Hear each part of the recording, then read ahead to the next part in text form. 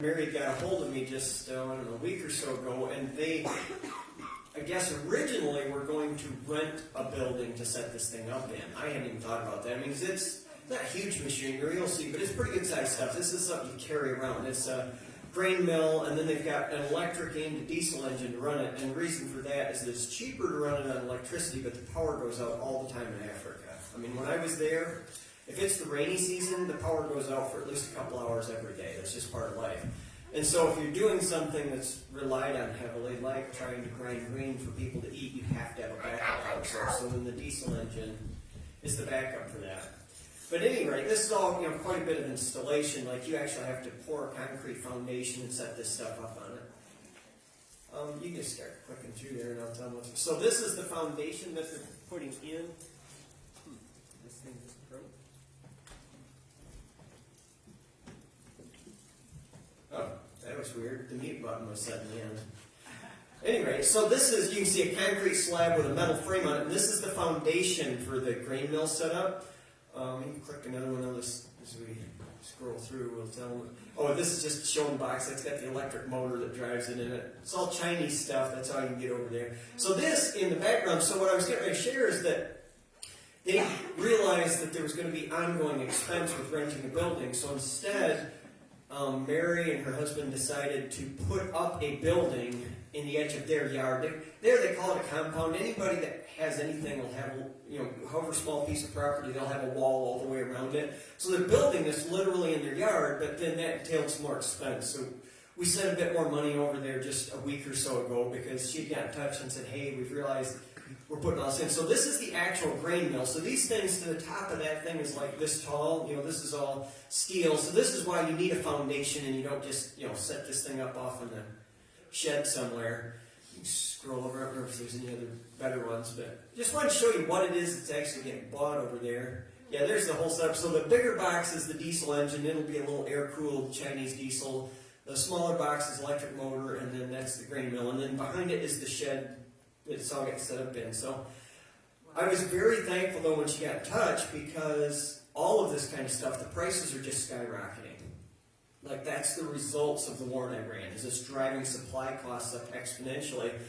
And when I was listening to the news, that's just going, as we were traveling, it occurred to me, I thought, I hope this doesn't derail the whole project. Because it's not just cost. Sometimes this kind of stuff becomes completely unavailable. Like, just the supply chains get so snarled.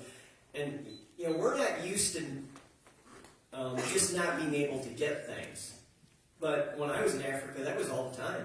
Like, you'd go order something, and they'd tell you every day for a month it'll be here tomorrow. And then you just never knew. Were they just lying to you? Was it delayed? Like, there's no, let's check tracking. Like, that kind of thing doesn't happen in Africa. So you're totally at the mercy of what's already a very dysfunctional supply chain. So I was very grateful to see these pictures and like, okay, the actual important stuff is there. It made it.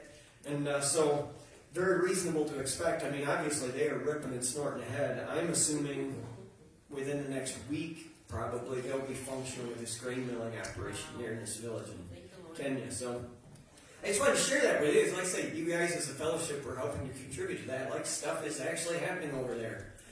I mean, what's it been, a fat month? And they're like, machinery sitting there and foundations poured and cruising ahead with it. So,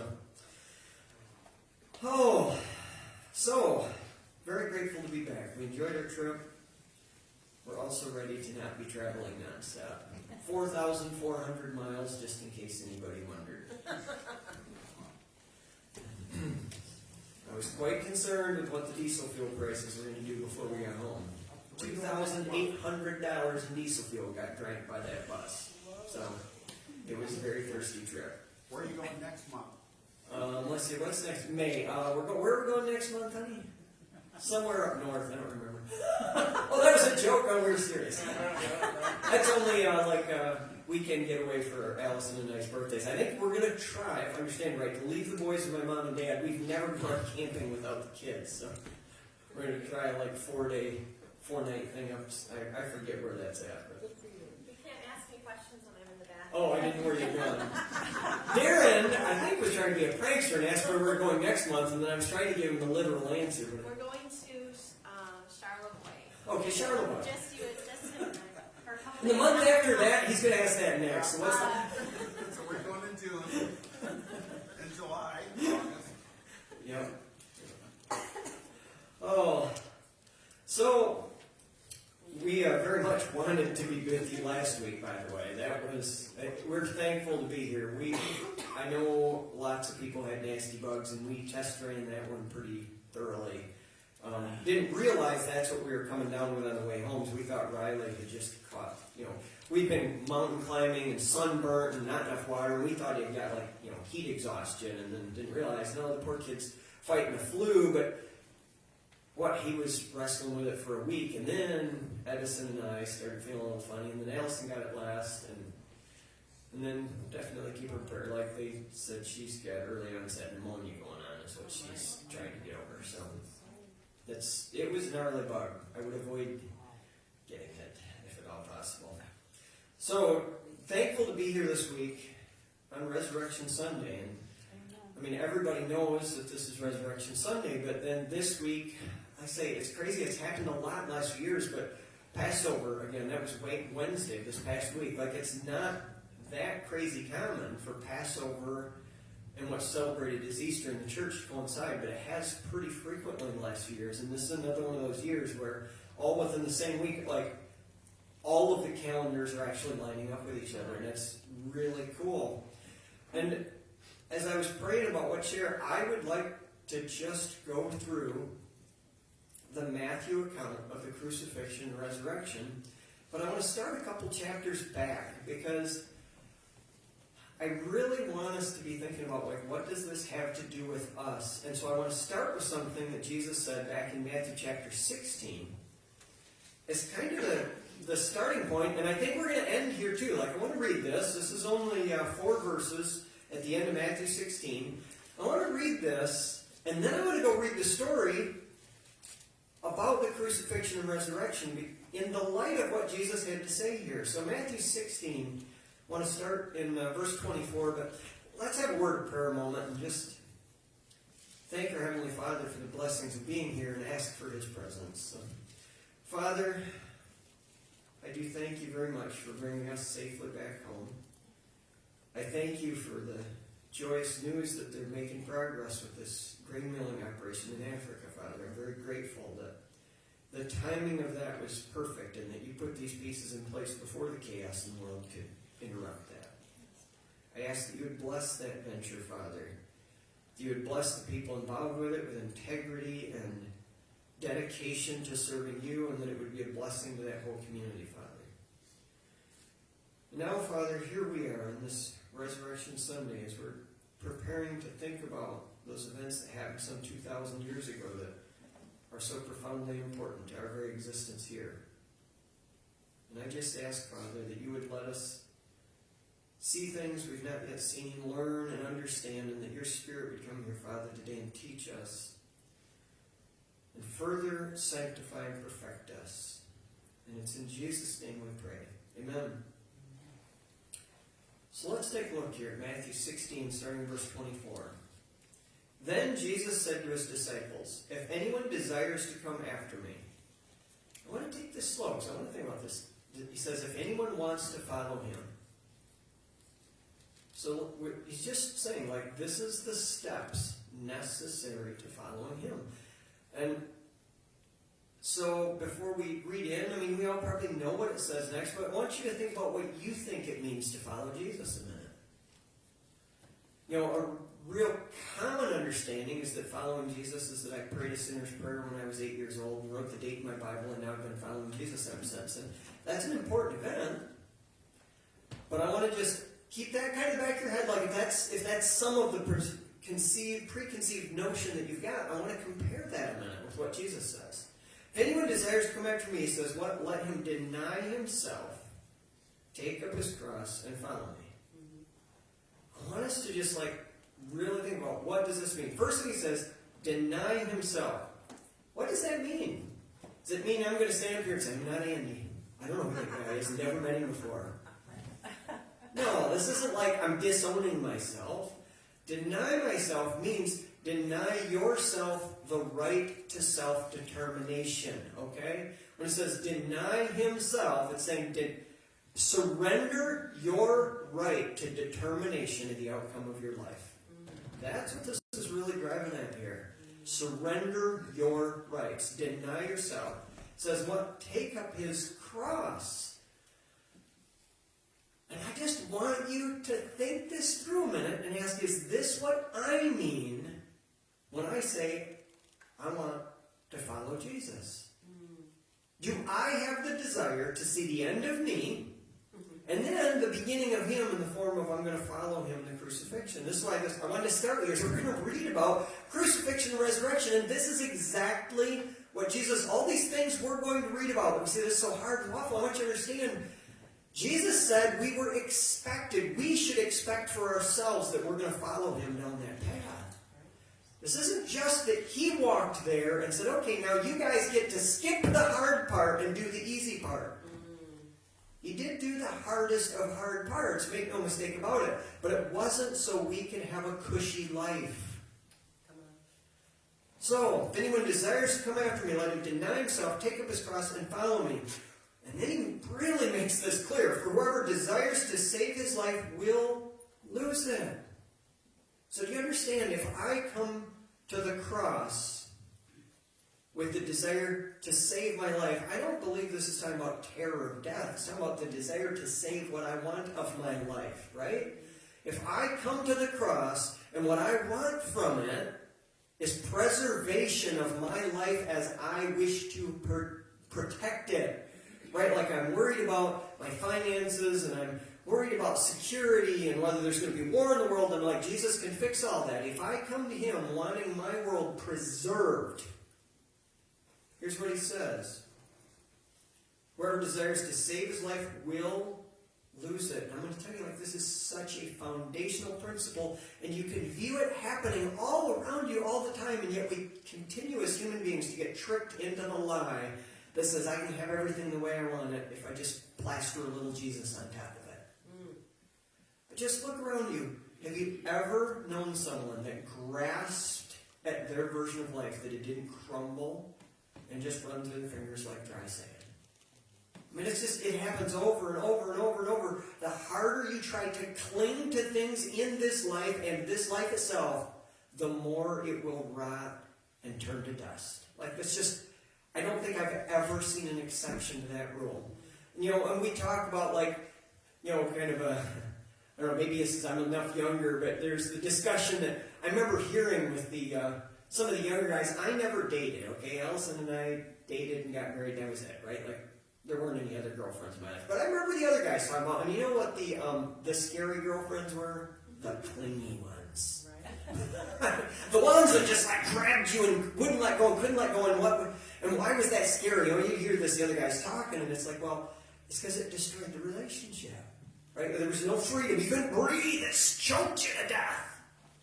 And you understand, like, we're the clingy girlfriend when we try to hang on to this life, like you're going to choke the life out of it. This is a principle that Jesus is revealing here that's just as real as gravity. It's hardwired laws of the universe. This isn't Jesus saying, I'm going to wreck your world if you try to hang on to it. It's him saying the way God designed this thing, the laws that govern the universe, say that if you try to hang on to your world and your life the way you want it, it's going to crash. Whoever desires to save his life will lose it, but whoever loses his life for my sake will find it.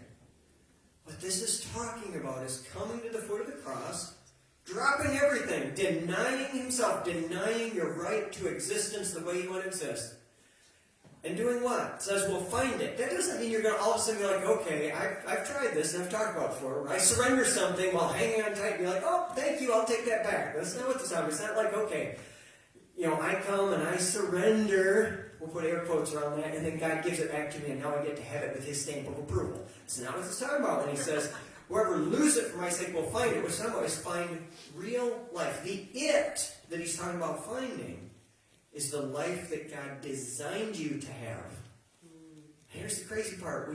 We see this exemplified in stories of past saints and giants of the faith, and we don't understand it. And it's things that comes out in stories of like them singing when they go to their martyrdom, right? And giving up their possessions and caring for the poor. What's going on there? Are they just being, how do you want to put it? Like just ascetic for this fun of being ascetic, right? Or they're just like, okay, we're just going to give everything up because we feel better about ourselves. No, it comes out of something real, which is they have real life, and none of that stuff, including their own life, physical life and body, even matters to them anymore because they have the real thing inside. That's what Jesus is talking about. Whoever loses his life for my sake will find it. For what profit is it to a man if he gains the whole world and loses his own soul?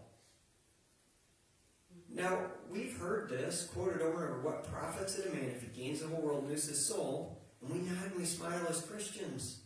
But if somebody shows up in your life today and says, you can have the whole world, all the wealth, all the power, and you can have it without a relationship with Jesus, I'm going to tell you, unless you've really found Jesus, the temptation is going to be stronger than you think it's going to be. And if by whole world you can go, well, I don't need billions, but maybe it's just, that your relationship with your kids is the way that you wish it was. Maybe it's just that you had that conversation with your dad that you never got to have. All those little emotional things, more than gold and silver. Maybe it's all the little desires, the cumulative ones, all the regrets, and I wish I could have this difference. If you could have all that the way you want it to be, would you take that instead of Jesus? All the other list of your hopes and dreams.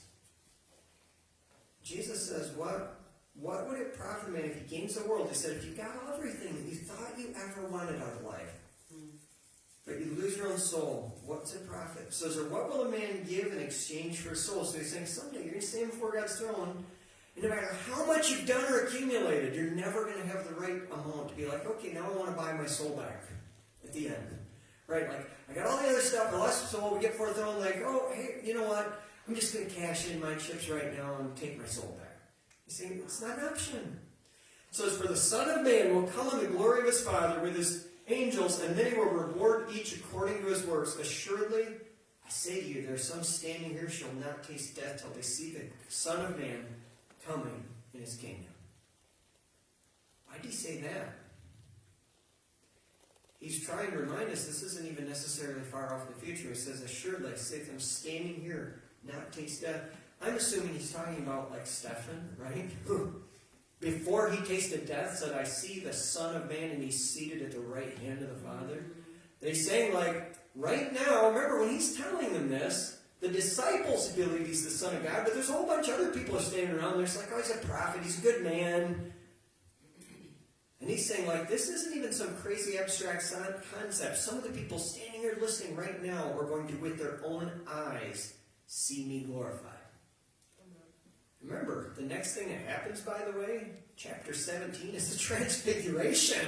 Right? Like, it goes straight from, he says that, the very next thing is a handful of disciples and him on the mountain with a voice saying, this is my son. And we've got Moses and Elijah wandering around having a conversation, right? So this isn't even like really far off. It's literally half a dozen verses later that this starts to be literally fulfilled. So I wanted to just put that in as a backdrop because now I want to go read, starting in Matthew 27. We're going to read basically 2 chapters worth of Matthew today. And I want to go through this together with that in your mind to understand, what did Jesus expect us to respond to this with? He said, here's what I want for you, here's what you need to be, and then he went and walked this path, and he didn't say, okay, now there's the bypass, there's the scenic bypass around the path that I just took, because it's pretty clear. He said, lay down your life, take up your cross, follow me. And I'm not sure they even understood it when he said it. Like, we think that, we think, oh yeah, Jesus walking to Gethsemane, but that hadn't happened yet when he said that. So we can come back here and we say, I'm pretty sure I know what he meant, and I would assume the disciples, maybe even at the time, didn't understand it. We're going to read about, there's this 3 days, 3 nights in the tomb thing. Can you imagine what they're sitting there thinking about? Like the thing we just read. Like, do you remember that time when he said, take up your cross and follow me? And we've got Peter off on the side mourning because he's denied Jesus. And we've got Thomas who's, I don't know what state, because even once Jesus comes back, he's busy arguing that there's no way he's resurrected. And I mean, right, like, the mental state these guys were in. But here we are with the aid of history. It's time for us to step into these shoes and say, okay, what does it mean to follow Jesus down this path? So I want to start with chapter 27, verse 15. I had a hard time deciding where to start because I want to read half the book, but it's like, well, we've got enough things to look at here. We're going to try for a couple of chapters here. Matthew 27, verse 15, it says, Now at the feast, the governor was accustomed to releasing to the multitude one prisoner whom they wished. And at that time they had a notorious prisoner called Barabbas. Therefore, when they had gathered together, Pilate said to them, Whom do you want me to release to you, Barabbas or Jesus, who is called Christ? So it's kind of a rigged system, right? Like, he doesn't tell the crowd, you can have whoever you want. He gives them this one or this one. And I believe in one of the other Gospels it said that he was accused of murder. I don't know, we don't have much backstory on Barabbas, right? Other than, what we don't know is what the crowd's perception of him was, right? Like, I've spent a lot of time thinking about that. When Pilate gives them this question of who do you want, we don't know how they perceived Barabbas. Was he a good guy? Was he a bad guy? My assumption is, when it says accused of murder, that it probably means he was generally not favorably looked at. Like, if the rumors rolling around was that this guy, during a riot, had bumped a few people off for the fun of it, like, we don't know, he might have been a straight-up crazy man psychopath. But as far as name recognition, at this point, it's pretty well assumed. I mean, it said the reputation of Jesus had gone out all over, so he's been doing miraculous healings. And remember, like 3 months before this, he raised Lazarus from the dead, and then it said word of that got back to Jerusalem. So I don't think there's any question about the fact that the crowd as a whole was much more familiar with Jesus and had heard nothing but good things about him and possibly bad things about Barabbas. So this offer that they're made, I wouldn't think would be a hard decision. All it says here in this passage is a notorious prisoner called Barabbas. So then going on to verse 17, it says, Therefore, when they had gathered together, Pilate said to them, Whom do you want me to release to you, Barabbas or Jesus, who is called Christ? For he knew that they had handed him over because of envy. Politics, right? He looked at the Jewish leaders and he saw right through them. He's like, this isn't because Jesus is actually a bad guy.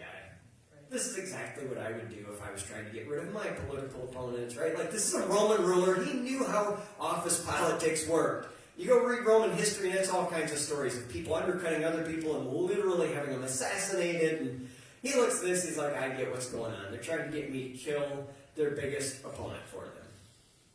While he was sitting in the judgment seat, his wife sent to him, saying, Have nothing to do with that just man, for I have suffered many things today in a dream because of him.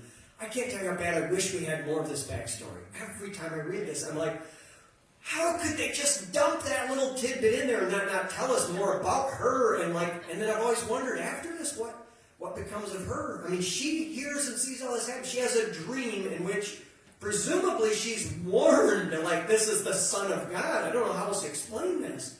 Tormented in a dream, she says. And I've always wondered, like, is she part of the early church? Right? Like, do you have this kind of an experience and then trudge and go on with life? I kind of think not. So I always wondered, like, someday do we get to be in God's kingdom when we meet Pilate's wife? Like, why else is God talking to this woman, right? So she sends her husband a message and says, have nothing to do with him.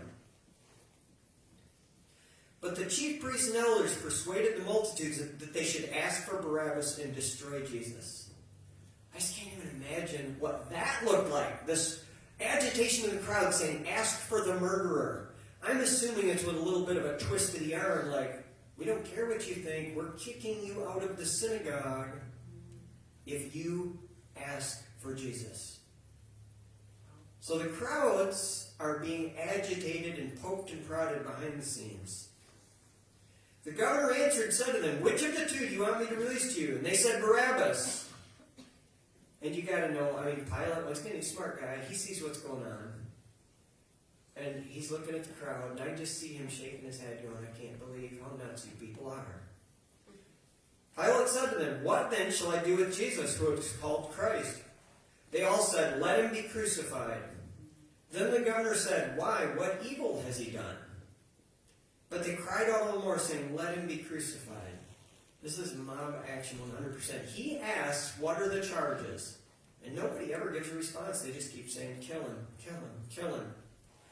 When Pilate saw that he could not prevail at all, but rather that a tumult was rising. And this is mob action. And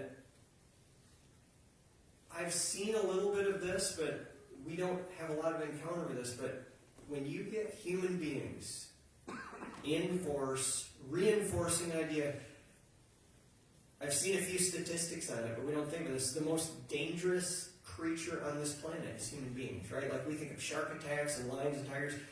Exponentially more people are killed by people than every other wild animal combined. It's just insane. I should have looked it up before this, but so what Pilate looks out here and sees is we think of him as the Roman ruler, right? And like he's got the might of Rome behind him, but what he knew is that even an unarmed mob posed a serious threat to him if they're wound up and they're headed in the same direction. I mean, we've had a few examples. You just go look up the news clips of rioting in the last 10 years here in America. And the police forces are overwhelmed and, whether it's in the streets or the Capitol, the January 6th thing, there was a whole bunch of people that rushed places they shouldn't have been just because there were people pushing behind them, right? Like, it wasn't well thought out. It was just a crowd headed that direction, and that's where everybody went.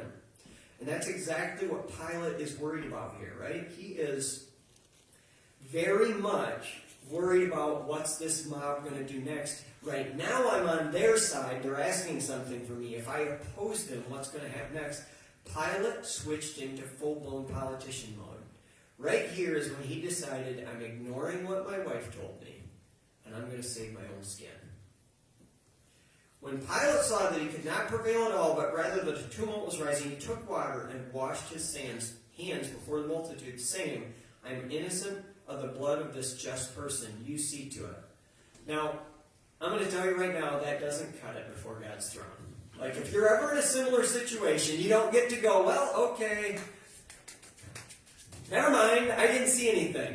And just in case we won't go there, I had it in the message I preached yesterday for another reason, but Proverbs 24, 10 and 12, put that in your notes, go look at it. It very clearly says that if you see someone stumbling towards death and you say, I knew nothing and saw nothing, it says, does not God who holds your own heart know it? Like, it's really black and white. So this does not get Pilate off the hook just because he did some ceremonial, I'm officially cleared of Jesus' death thing. And he even says, this just person, like that's what makes it even worse. He doesn't say, well, I don't know anybody. He literally says, he's a good man. If you kill him, that's your problem. And then the people say something that makes me ache, and all the people answered and said, his blood be on us and on our children.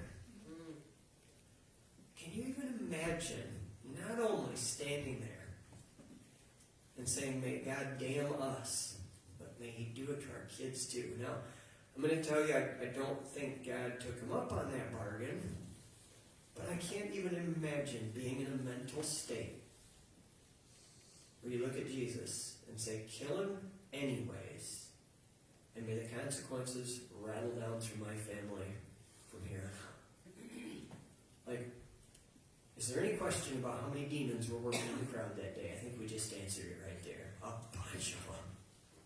It says, then he released Barabbas to them, and when he had scourged Jesus, he delivered him to be crucified. I don't understand that part. There's some weird parts of Roman law and tradition, and this is really common, right? Like, very first thing to do is beat people. I don't know if you remember, for instance, when Paul is arrested in Jerusalem later, right? There's a mob. The Roman officer that rescues him, brings him inside and to rescue him, and then says, go beat him. Like, rescues him from the crowd, and then Paul is about to be beaten when he says, by the way, I'm a Roman citizen. So I don't know what it is with Roman rulers that they feel like the first and most important thing, because he just said, this is a just man, I'm innocent of his blood, and then he has him beaten. And we don't have any explanation for what the logic or reason was, other than just this is what Roman rulers appear to be in the habit of doing. So it says, verse 27, then the soldiers of the governor took Jesus into the praetorium and gathered the whole garrison around him. And this is where you start to realize, like, Pilate says, I'm innocent, you do it, but it's his soldiers who are very clearly under his direction that carry this out. And that's why I say, like, the whole I'm innocent in this thing just falls apart here. There's total culpability here. It says, and they stripped him and put a scarlet robe on him.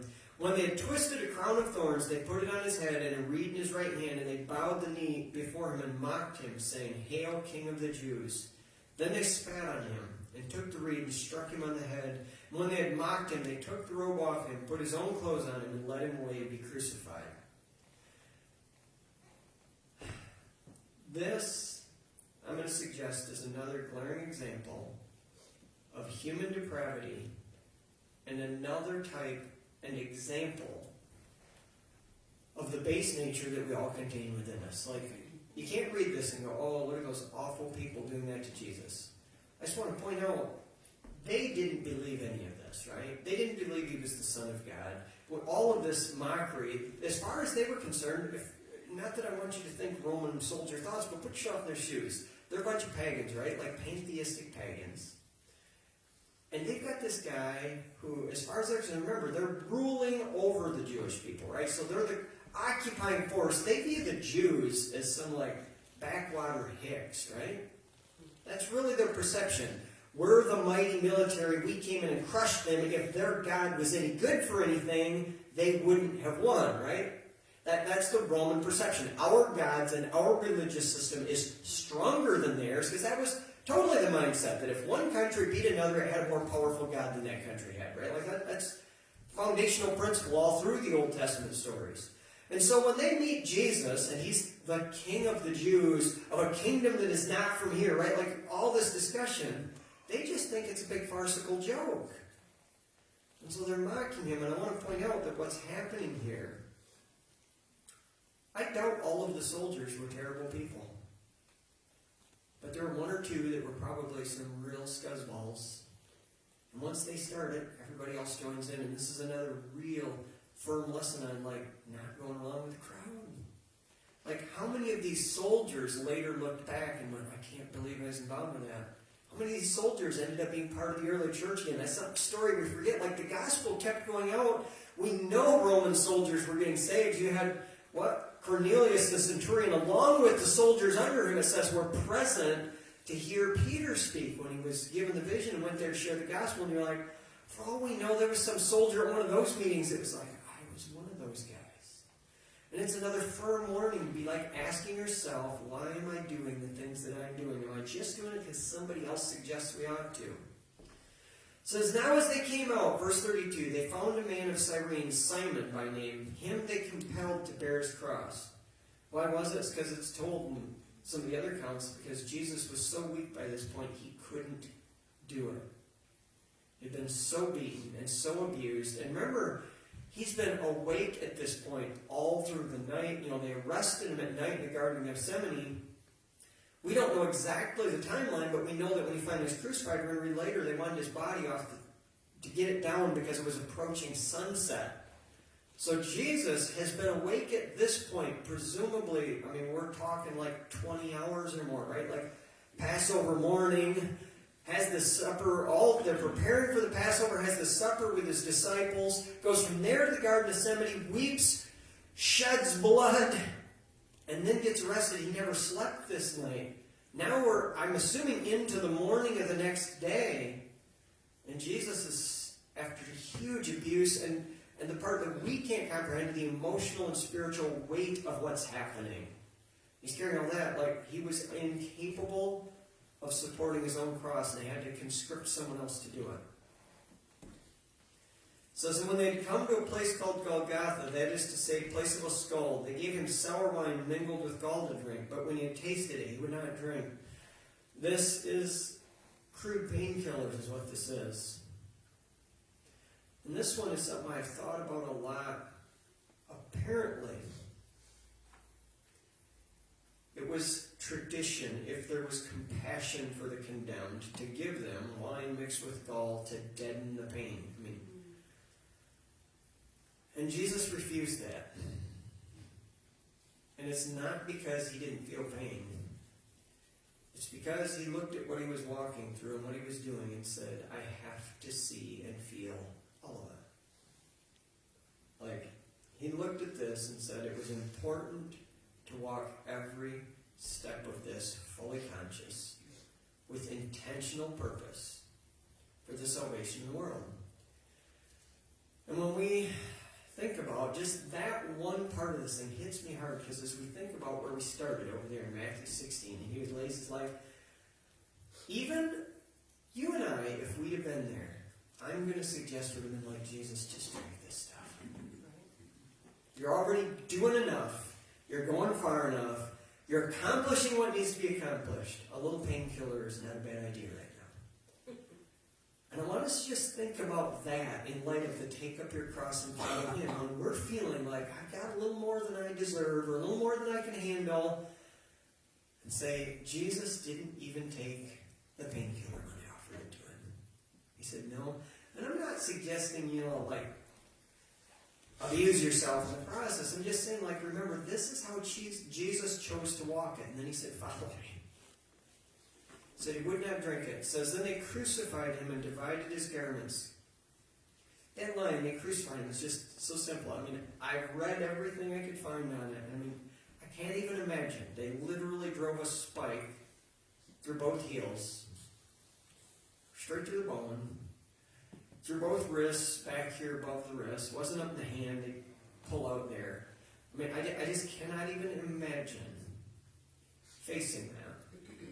And then they did that laying on the ground, and then the soldiers heaved this thing up and dropped it for a hole in the ground and dropped you on all these gaping wounds. And he chose to do all that without taking the painkillers. Said on purpose, I'm in for that.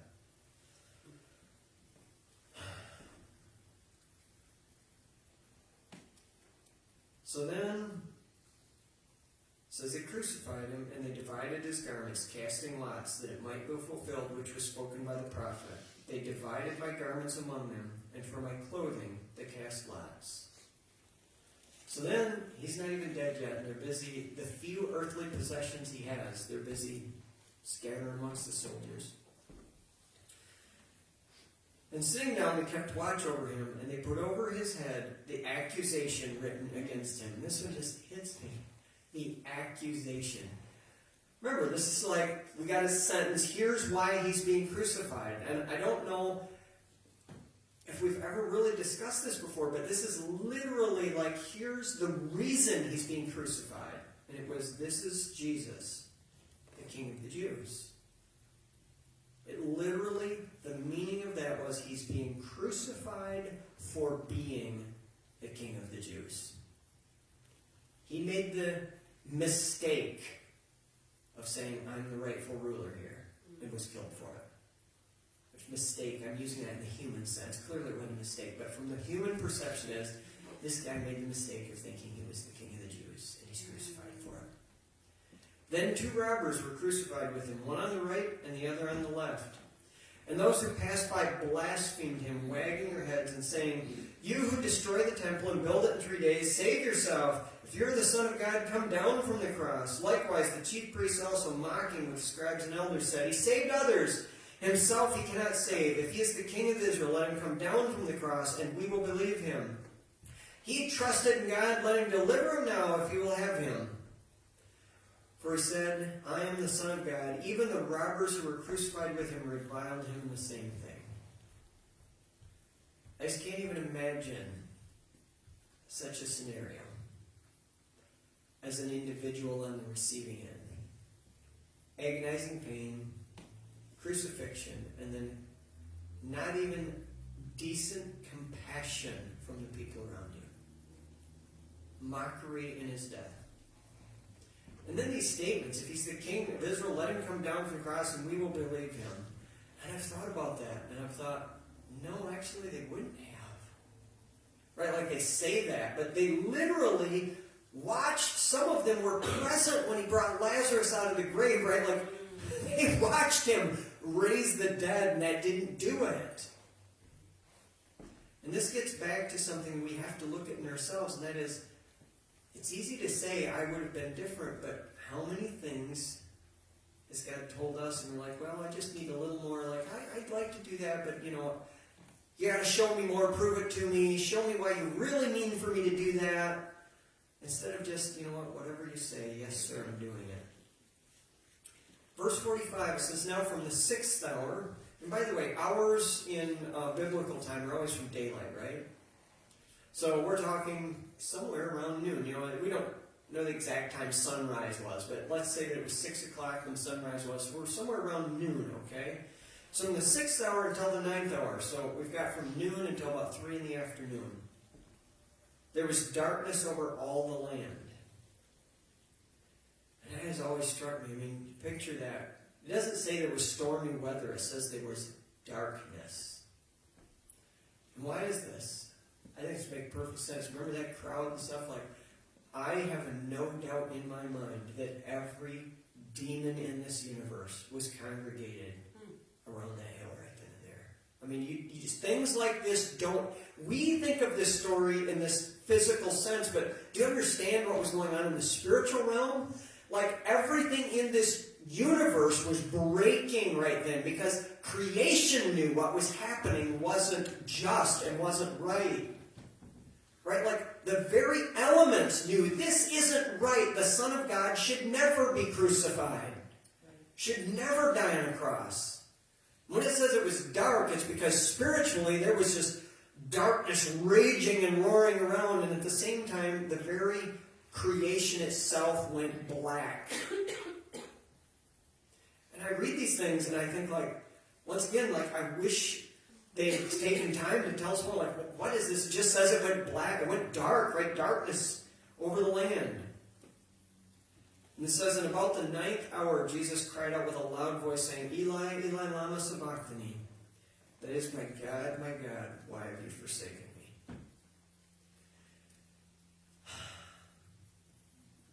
That's a quote from Psalm 22, which we've looked at before. We'll talk about it another time, but if you go read that Psalm 22, it's him from the cross pronouncing for the last time, I am the Son of God, by quoting a Bible passage that they all knew. Remember, all those Jews that are standing around mocking him, they all memorized huge chunks of the Bible. They knew exactly what he was doing when he said, Eli, Eli, lama sabachthani. They all went, oh my goodness, he got us again.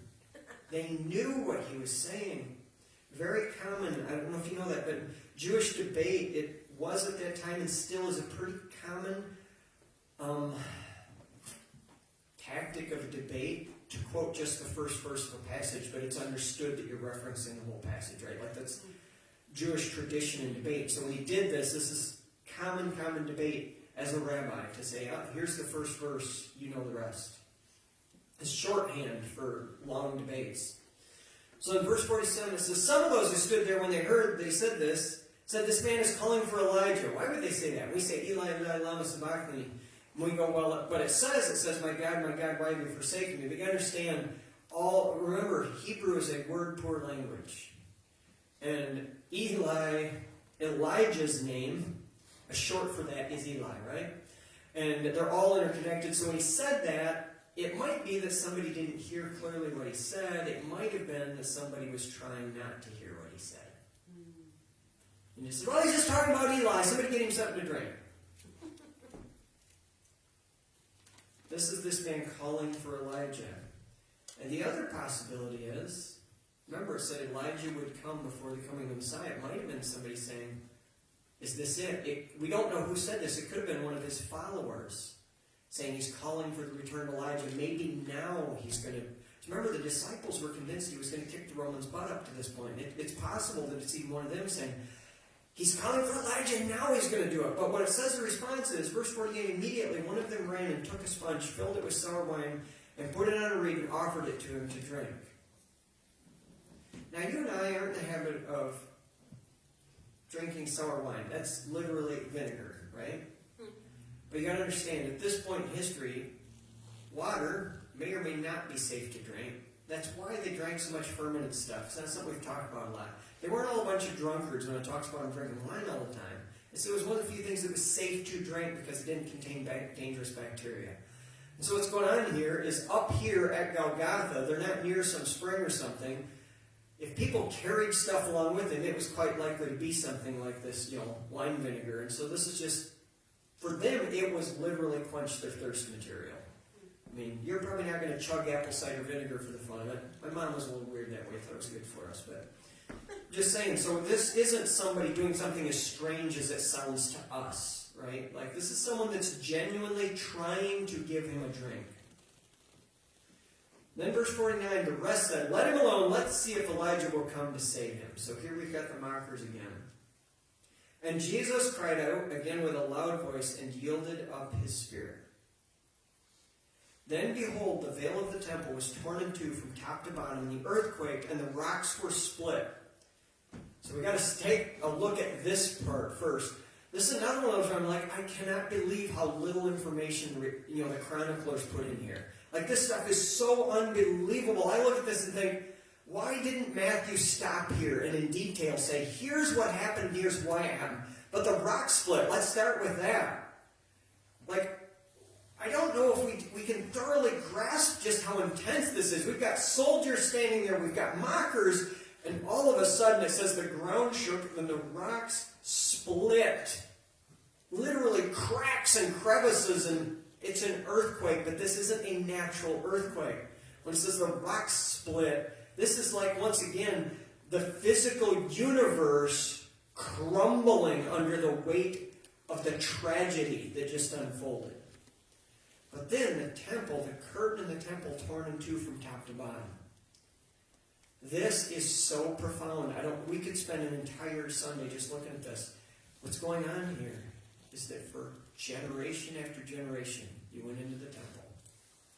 And the Holy of Holies, the mercy seat on top of the Ark of the Covenant, was never visible. All they could see, when they would go on the curtain there, they could see the poles sticking out past the curtain, is what my research has indicated. That when you went in, you could tell it was in there because you'd see a gold pole. You could see the spot, which was the only spot that people were ever allowed to touch, even the priest, which was the poles. And as a normal, dedicated follower of the God of Abraham, Isaac, and Jacob, all you even got to see was just the part that was the only part the priest could touch. The only human being who ever laid eyes on the mercy seat was the high priest, who once a year went in there to sprinkle blood on the mercy seat. And he did it with a rope tied on his ankles and bells around the hem of his garment, so that if he was not holy and pure and right before God and got struck dead by the presence of God, they could drag him out of there by the rope. And no one else ever laid eyes on the Ark of the Covenant. And then all of a sudden, Jesus dies, there's an earthquake, and the curtain gets ripped in two from top to bottom. I've always said the one place, if I could just go back to one place, I know we all say I'd like to be at the cross. I would actually like to be standing in the holy place when that happened, because I would love to see the looks on the faces of the worshipers.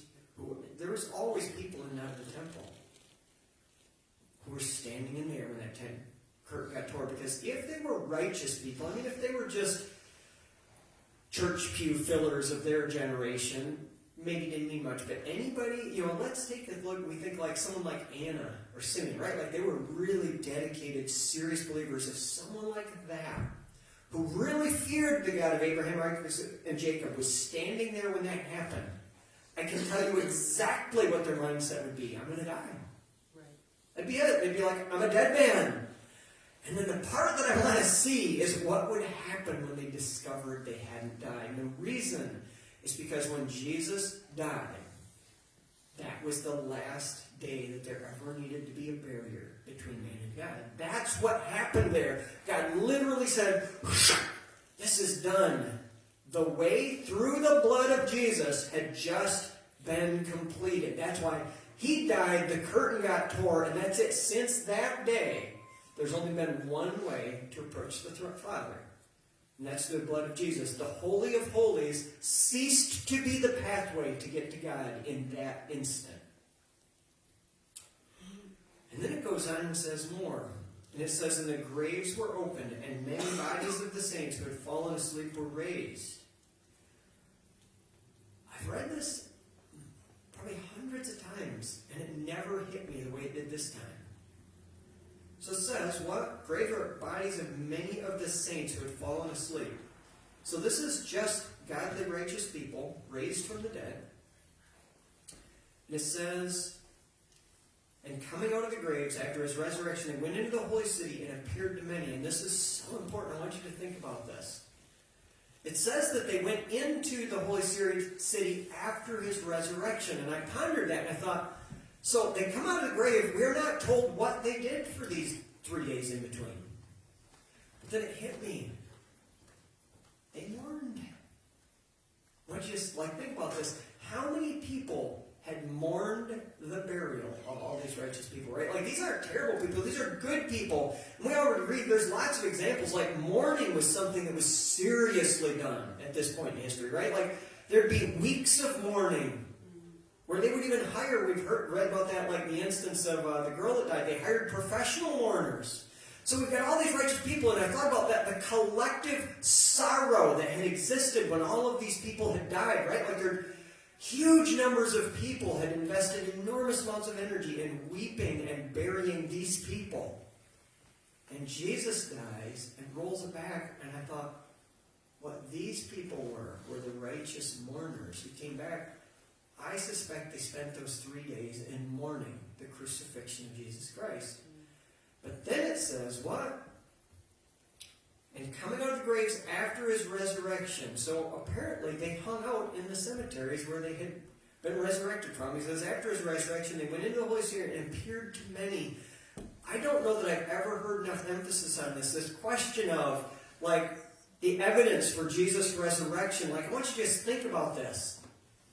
We're going to get to the resurrection part, but they're never mentioned again that I'm aware. And yet they're part of the story. So as we're reading the rest of the story, for the next 3 days, these people are presumably gathering around in the cemeteries. And I would assume, that God must have revealed to them what was happening. I don't know how else to explain, they come back out of the grave and they're like, oh, whoa, what am I doing here? And then they just hang out there for 3 days. I'm assuming, whether it was before they returned or after they returned, that God said, my son has been crucified and here's your job. Because it went back, it says testified.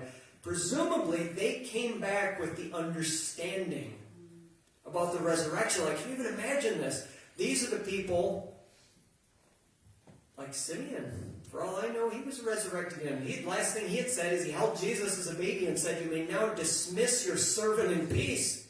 Was Simeon back? Was Anna back? You're on the list. We don't know. But you think about the story we're reading. What happens next is they come back and testify. So if there was any question about was there an excuse for disbelieving in the resurrection of Jesus Christ?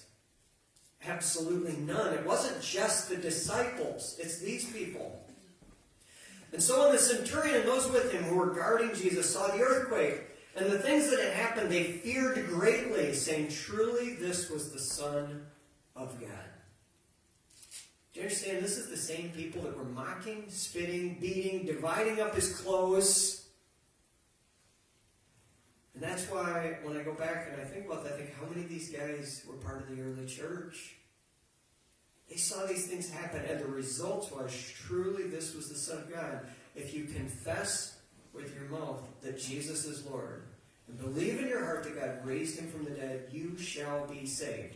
They've seen the crucifixion. The next thing that we're going to read about is some of possibly these same guys getting knocked unconscious when an angel testifies to the resurrection of Jesus. And I look at this saying, I don't know if we've got the right picture on what happens next. I'm suspecting there's a whole detachment of the Romans that are firm believers in the power of God after this.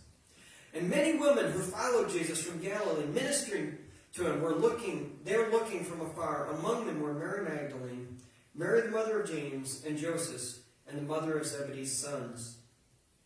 Now when evening had come, there came a rich man from Arimathea named Joseph, who himself had also become a disciple of Jesus. This man went to Pilate and asked for the body of Jesus. Then Pilate commanded the body to be given to him. So we're coming up on the evening here, and it says specifically in another one text that they wanted the body down before the Sabbath, okay? Now, I want to point something out here, just timeline. I don't think there's any biblical evidence to believe this was Friday. I think that's a long-held church tradition that we don't actually have good evidence for. I think it comes from a misunderstanding of what was happening here. Remember, this is Passover season. You have to understand that Passover is always celebrated at the end of the 14th, beginning of the 15th day of that biblical calendar month. And the first day of Passover is a high Sabbath. And so when they talk in another passage about wanting his body down before the Sabbath, it's been assumed for some 1,800 years or something that it was talking about the Saturday Sabbath, but I don't believe that's the case at all. They're talking about the Sabbath that always follows Passover. And that one can fall anywhere within the week, right? Because the calendar comes and goes to, it's just like your birthday, right? Like your birthday is not always on Mondays. Well, Passover is not always on Fridays. This week, for instance, it was on Wednesday, which is interesting because I happen to believe that's the day it was on this week too. And that's why the timeline, that's why he was resurrected by Sunday morning, right? He said he'd be in the grave 3 days and 3 nights, where he said, as it was with Jonah, so it will be with the Son of Man. And unless you got some really cool new math, I can't make that happen between Friday night and Sunday morning. I can come up with 1 day and 2 nights if I really stretch it. And it looks nothing like Jonah. So I'm not bashing on 2,000 years of church tradition, but it comes out of the early Catholic Church history where they didn't bother to study the Hebrew Bible and traditions and understand what was going on here. And so they developed traditions in ignorance. So at any rate, when we're talking about this, when you understand, I personally believe it was, you make Wednesday or Thursday work, depending on how you do the math, but you can't get to Friday. So anyway, just with that in mind, so we're talking about this, and then we'll discuss this, because this timeline makes way more sense when you understand that. So, Joseph of Arimathea, he comes and says, this man went to Pilate, verse 58, and asked for the body of Jesus. Then Pilate commanded the body to be given him. Then when Joseph had taken the body, he wrapped it in a clean linen cloth, and laid it in his new tomb, which he had hewn out of the rock, and rolled a large stone against the door of the tomb, and departed. And Mary Magdalene was there, and the other Mary sitting opposite the tomb. Now, just so you understand this timeline a little more, if he was crucified and died and was buried on a Wednesday night, the next day, Thursday, would have been a high Sabbath, okay? The first day of Passover. And because that day was a high Sabbath, as observant Jews, Mary Magdalene and these others who wished to care for the body would not have been able to, okay? Because first off, it mentions in one of the other Gospels that they went and they procured spices. You understand, there were no markets running. You didn't go to Walmart on the high holy day Sabbath of Passover. There wasn't none of that. It was open markets. So, presumably, if you understand what's going on with the storyline, Thursday's a high Sabbath. Friday would have been the first business day they could do something. So it talks about them going and procuring spices and things. It would have been on Friday. And the reason they're headed to the tomb, as we're going to read about on Sunday morning, is because then they had another Sabbath where, once again, by law, they couldn't go care for a deceased body, right? This was work. They didn't do that on the Sabbath. So Sunday morning, they were headed to the tomb to finish the burial that had been hastily performed on Thursday night. Like, that's why this timeline works the way it does. They weren't going there because they thought he got resurrected. They were going there because they were desperate to take the frankincense and the myrrh and to wrap his body properly for permanent burial is what they're about here. So it says, and Mary was there, and the other Mary opposite the tomb. And the point of this is that they wanted to know where he was buried because they're going to be coming back. They're planning on it. On the next day, which followed the day of preparation. See this one? It says the day of preparation followed. It's the preparation day for this Passover season, okay? Followed day, and that's what you always call, right? This preparation day. And you got to understand, too, there were 2 different Passover days being celebrated at this point in history. Their calendar had already got messed up from the Babylonian exile, and they were uncertain which day was the right day in their calendar. So there's 2 Passovers, so you get some weird conflicts going on between that, too, in the timeline. So the Pharisees gathered together to Pilate, saying, Sir, we remember, while he was still alive, how that deceiver said, after 3 days I will rise. Therefore, command that the tomb be made secure until the 3rd day. It's interesting, because they thought the 3rd day was important. We've lost it in our Christian traditions, but they had paid attention to what he said. Lest his disciples come by night and steal him away and say to the people, he has risen from the dead. So the last deception will be worse than the first. You're saying this is so crazy because the Pharisees had listened closely enough to what he was saying that they thought they took what he said literally and believed that he had been teaching he would be resurrected on the third day. And they were worried because they didn't believe it. They said, his disciples are going to come try and fake it. So, we can keep him in there. We'll just put some soldiers down there. That'll work. We can definitely crucify the Son of God and then make sure he doesn't come out of that grave with just a few armed guards. Pilate said to them, you have a guard, go your way, make it as secure as you know how. So they went and made the tomb secure, sealing the stone and setting the guard. Now after the Sabbath, as the first day of the week began to dawn, now we got no questions about where we are in the timeline. When it says after the Sabbath, first day of the week dawned, because the Jewish calendar works on first day, second day. The Sabbath is the only day of the week that has a name. I don't know if you know that. The entire rest of the calendar is just first day, second day, third day, fourth day, fifth day, sixth day, Sabbath. That's it. It's no Monday, Tuesday, Wednesday. So when it says first day of the week, after the Sabbath, we know exactly where in the calendar we're talking about. As the day began to dawn, so they're there bright and early, right? And remember, this is because I can't imagine how agonizing this had to have been for them. The way the calendar works, they want to perform the last rites for Jesus, and they can't for days. I just can't even imagine existing in that mental space, someone you care about dearly, and you can't even see him properly buried. So that's why, first thing, crack of dawn, this is top of their mind. We've got to do this. They're going to go wash the body, rewrap him in herbs and spices, and bury him properly. So it's verse 2, and behold, there was a great earthquake. So first there was a great earthquake when he died. That one was the world crumbling because of darkness. And now there's a big earthquake because it can't hold him. It says, and for an angel of the Lord descended from heaven and came and rolled back the stone from the door and sat on it. His countenance was like lightning, and his clothing as white as snow. And the guards shook for fear of him and became like dead men. Now once again, we've got, I don't know if they're the same guards, probably different guards, but we've got some men that are God-fearing people now. Literally God-fearing. And I gotta believe, we don't think about this, but when these guys woke up, what do you think their conversations with each other looked like? Oh, that was kind of weird.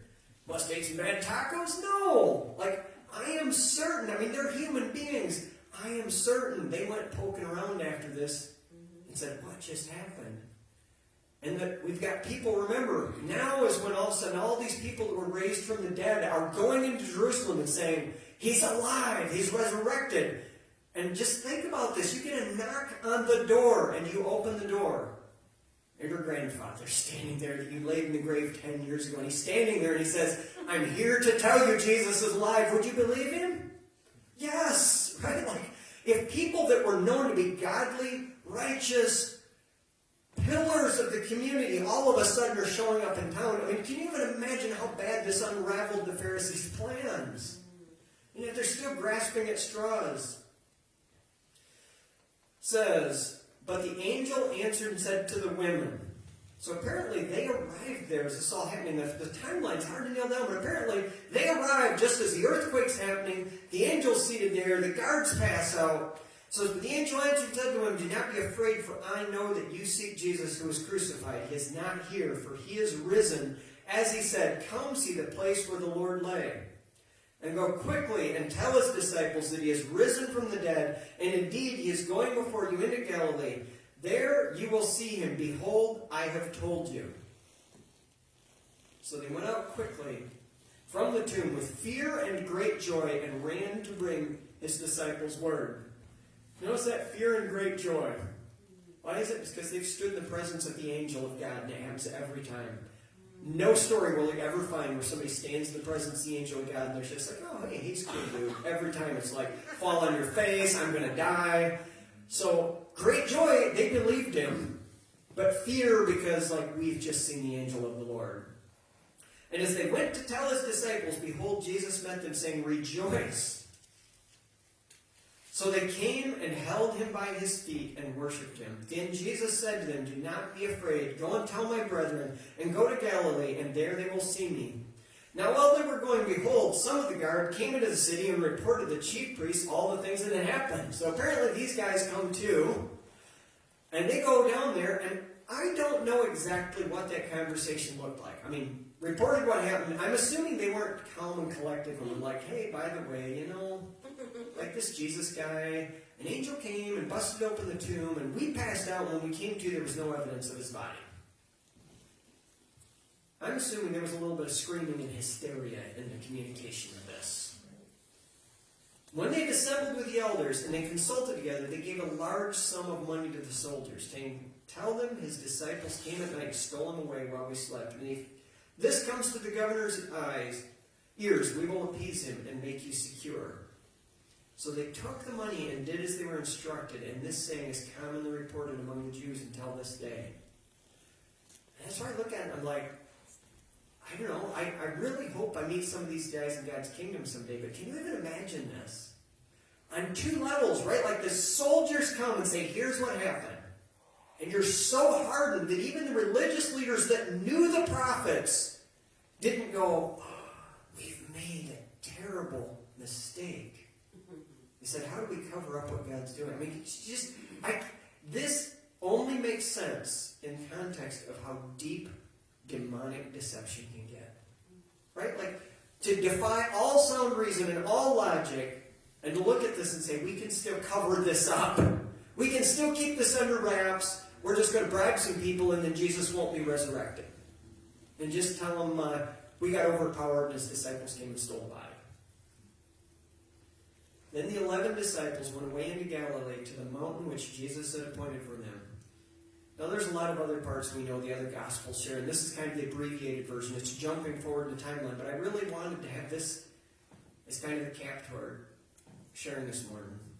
To the mountain which Jesus appointed for them. When they saw him, they worshipped him, but some doubted.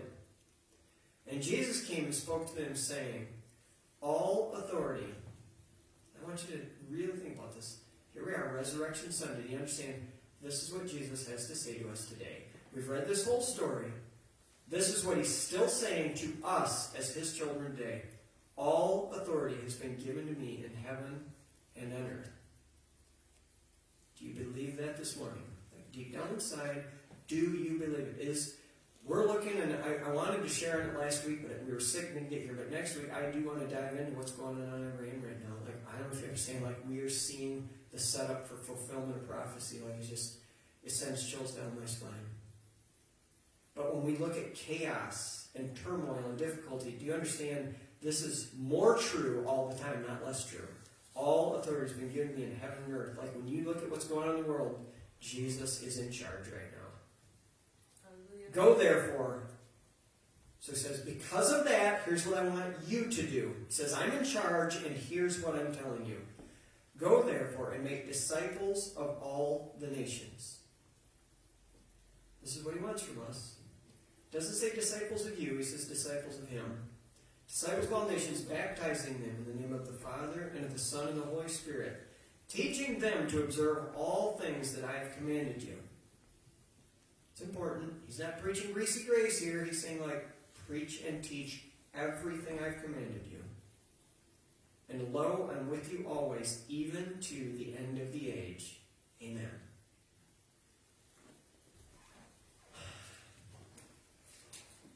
I'd like to pass the elements out. I'm really thankful that you've got that set up for this morning. And then I want to go back and I want to reread where we started, Matthew 16, while the elements are getting passed out. And then we'll pray together.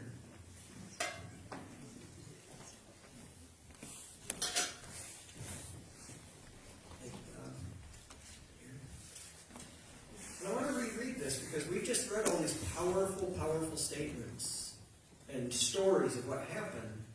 And I want us to get back here to what Jesus said. Just ask, like, am I signing up for this? Have I signed up for this?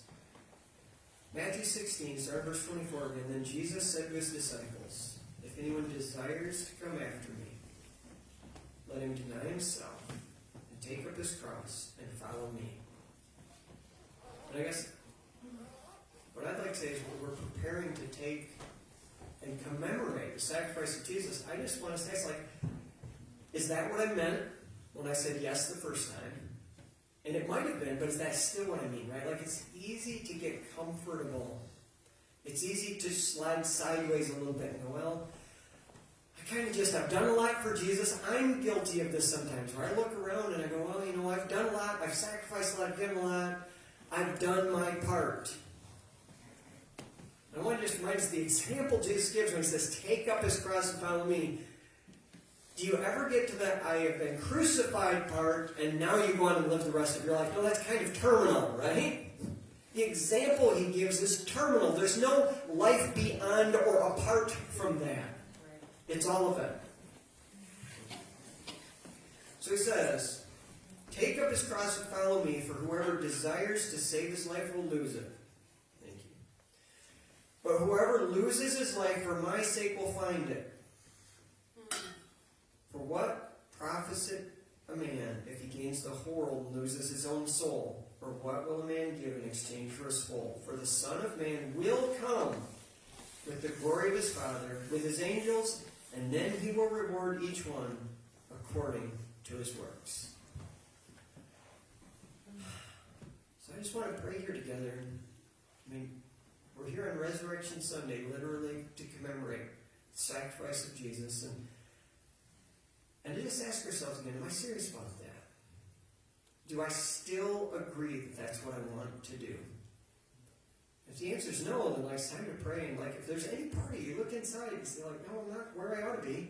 Then it's time to ask God, do some work on me. I'm not suggesting you pull yourself up by your bootstraps and be all right, I'm crucifixion material now. We're not that strong. I'm suggesting falling at the foot of Jesus and saying, will you make me fit to carry my cross and follow you? So let's pray together. Father, I just thank you that we've made it around again to this Passover season, this season of crucifixion, but more importantly of resurrection. I thank you that the curtain got torn. I thank you the rocks broke. I thank you that the righteous people came out and testified. And now I ask, Father, that you would break the rocks in our hearts. That you would make us soft and tender to you, and that whatever we're dealing with and encountering in daily life, Father, that we would not as a drudgery or surrendering to it out of obligation, but joyously take up our cross and follow you. I just thank you, Jesus, for being willing to die and for marking out the path. I just ask now for each person here and for myself that you would show us the next step you want us to take in following you and empower us to take it. We thank you now. Amen.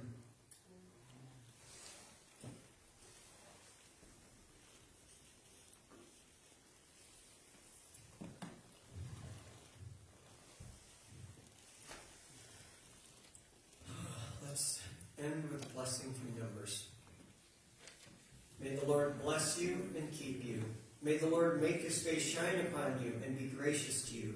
May the Lord lift up his countenance upon you and give you peace. Shalom.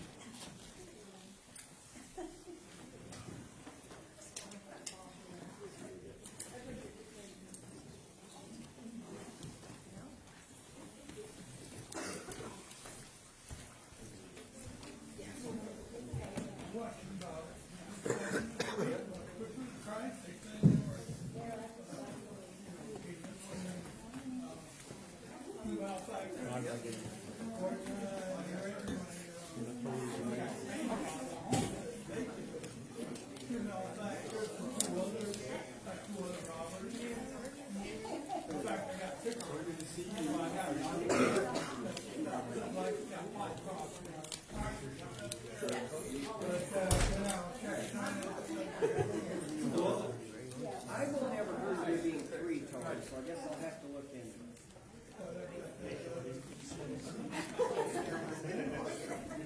Go tell Fran inside before she is. She's trying to get back. I'll be right back. I see Fran's heading for the exit. I gotta Thanks for bringing your mom in today. I really appreciate your early Yeah, I'll go with you. Perfect. Roger? Yeah. Well, very good. We think a lot of your mom. Good person. I gotta go. Andy. Good to meet you. Glad you could join us. I'm I'm back. I just saw Fran heading for the exit. He's stripping the gut. That's one of my commands. That's what I have there. Well, I got a bigger one. Got like a lot of history, the appendix in the back and all that stuff. And that's what I I'll take a look at it and try to see what I come up with. New one on me. Yes, that's all. Is it really? I've only ever thought I saw it was the three, Jesus and two others, but I'll take a look at it. Yeah, because I got that road. I mean, I tell it there until it wasn't where they get it. I got to go down and buy it. Not just me. I did go over some of the scriptures that there were two others. And most people are missing this. Most people, just on the three. I'm not, Five to three. I'm still recovering. Two right now, one on right side. I hate to pass anything It along. could be, I mean, it doesn't, some of those details, it doesn't go into great depth on it as they work important stories. There's a lot of side details that can be a little fuzzy as far as. Back in the old days, they were doing a lot of crucifixions anyway, from what I'm reading and stuff. Yeah, it was quite a common Roman punishment. I didn't know what he knew anything about that or not, but it just hit me. I studied a little bit, but I couldn't understand it.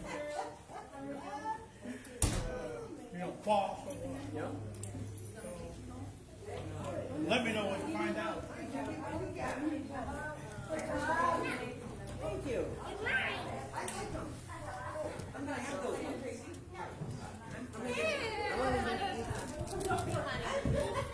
No one shut the phone off. Darren, shame on you. I don't know how to shut the phone off. I blame you for that one. What? Forgot to shut off your